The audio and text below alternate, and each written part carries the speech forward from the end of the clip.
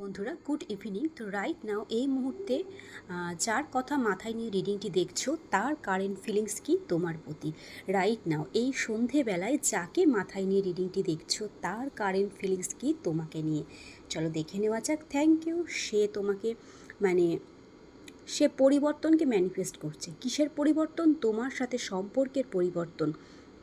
যদি তোমাদের মধ্যে নো কন্ট্যাক্ট বা লেস কন্ট্যাক্ট বা হয়তো সেই আগের মতো সম্পর্কটা নেই, তো সেটাকেই সে পরিবর্তনকেই সে ম্যানিফেস্ট করছে বর্তমানে। হ্যাঁ, সে কিন্তু এই সম্পর্ক থেকে কোনোভাবেই মুভ অন করেনি বা মুভ অন করতে সে নারাজ। ঠিক আছে, সে কোনোভাবেই সম্পর্ক থেকে বেরোতে নারাজ। সে কিন্তু হ্যাং হয়ে আছে, ঝুলে আছে। তো আর কি কি ফিল করছে এই সন্ধেবেলা আমার ভিউয়ার্সকে নিয়ে? সে তোমার সাথে রিইউনিয়ন, রিকনসিলেশন, ম্যারেজ পর্যন্ত চায়। এখানে আমি টুইন ফ্লেমের ভাইবস পাচ্ছি।